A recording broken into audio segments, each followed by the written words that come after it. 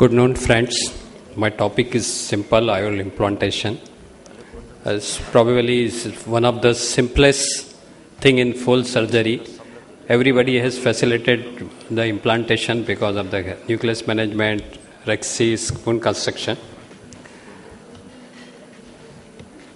Prerequisite, as you well understand, central circular rexis, intact posterior capsule, intact zonules, thoracocortical cleanup, as Dr. Shroff mentioned, well-maintained antechamber, and we need an in-the-bag implantation. These are the taken from the Dr. Harman's book. You can see that it is the direction of the lens, and here is the bag we have to put the lens. So need to maintain the chamber, a good viscoelastic is essential. Now we come to, now days are coming for the foldables. So this is the video old. Sometime you have to have non-foldable. Enlarge, after doing the phaco enlarge incision 5.2. Hold from the optic haptic junction. In this, the important that this lens should go in the bag. Direction should be downward. 6 o'clock and slightly tinted posteriorly. Once the lower haptic is gone in, the second trailing haptic should be dialed and inserted like curving this. So this will go very easily. Now we come to the foldable lenses, which we using the forceps. Now the era of the injector, preloaded dials, everything is there, but many times you have to use these three-piece lenses.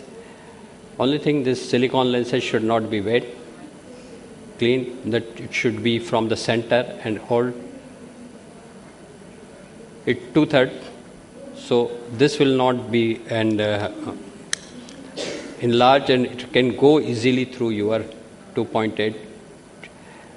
It is not, it will not go like this. So it has to be recaptured, and again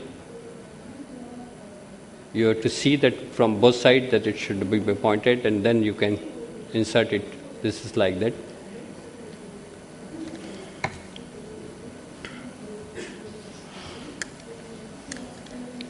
Inject the good viscoelastic, and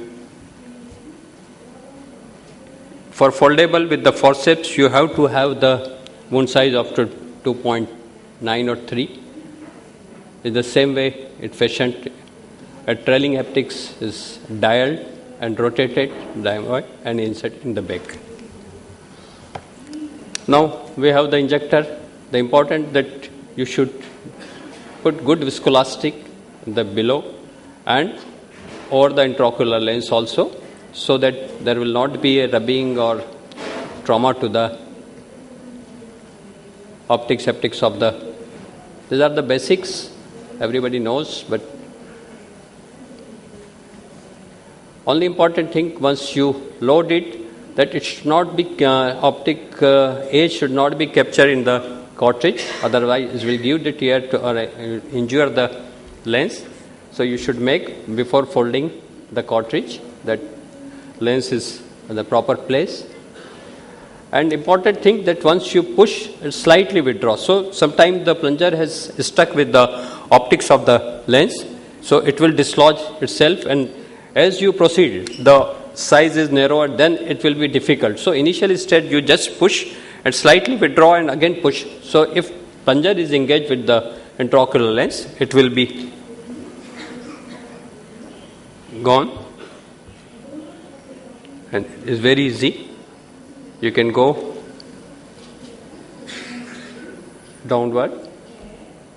Try to put the first haptic inside the bag and see that opening of that intraocular lens in proper plane. It should not be reverse. Otherwise, sometimes that lenses having the square edge or angle will be the reverse. And with this hydrophilic, it is very easy to tape that intraocular lens inside the bag. It doesn't require with simple hook, just you can trail and put into the. Then now we have the AutoSert injector. The advantage of that's give an controlled injection of the lens inside the eye, because this Acrysov is with the manual injector, there is a jerky movement. I will show the video in the complication also, and you can show very well inject that lens by pushing. So it is with the AutoSert. It's not visible in the video, but that is a foot control movement of the intraocular lens. Now this toric will require full topic, just it's a part of the presentation. Marking you can do on sitting condition, or ideally it should be done on the slit lamp. Nowadays the Varian and the other sophisticated things are available. Once you have done the reference marking, you can go mark the incision, angle, inject the lens. It should be slightly off center before washing the viscoelastic. That is called the gross alignment. And then once you have gross alignment is done, remove the viscoelastic, and then final alignment is done with the irrigation on with the hook or cannula. This is your gross alignment, and then once with this cannula on one side, irrigating so that you can properly align the intraocular lens. This is a accommodative, probably few of the people are using and not much used. Only important thing is that trailing haptic is, because the haptic is larger, it requires much attention to the capsular axis margin. Because of the larger haptics, it may rupture the, you can see you have to insert this. This is a large haptic, it should go inside, and with the gentle movement forward and backward, this you have to guide this haptics with the help of a spatula and or inside the bag.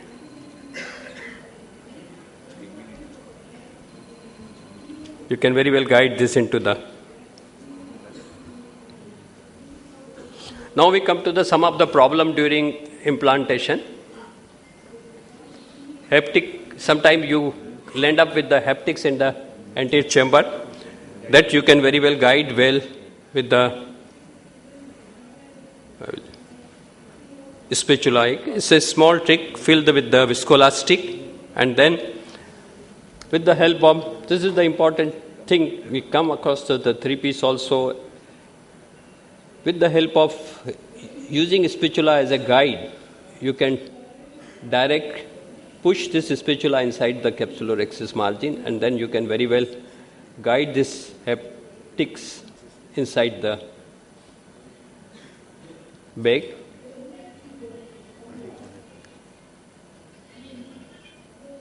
Same with the upper haptic also. So your left hand holding the spatula should not move forward, otherwise injure the bag. Sometimes you have the end up with the lens inside upside down. This can be this open reverse.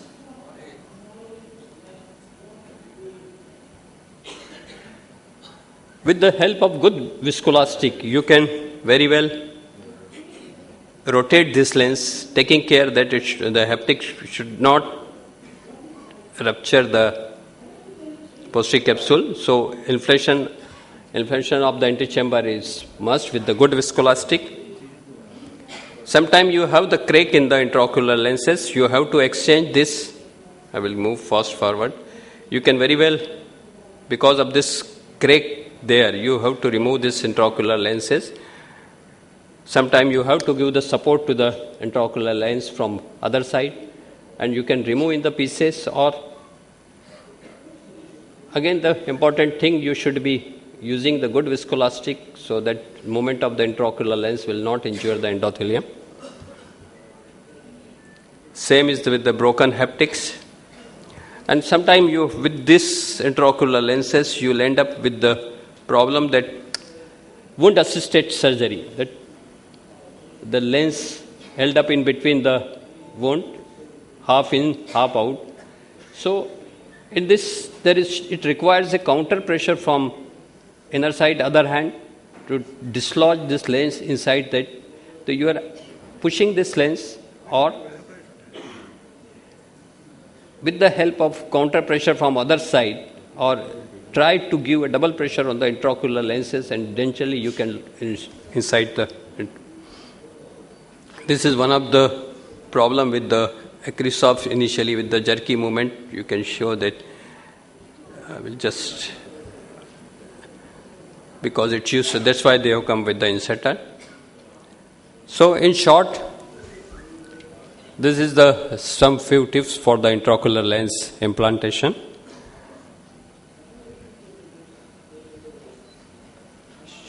So you should take caution in IOL loading and injection. Timely and appropriate intention can give the successful surgical outcome. Thank you.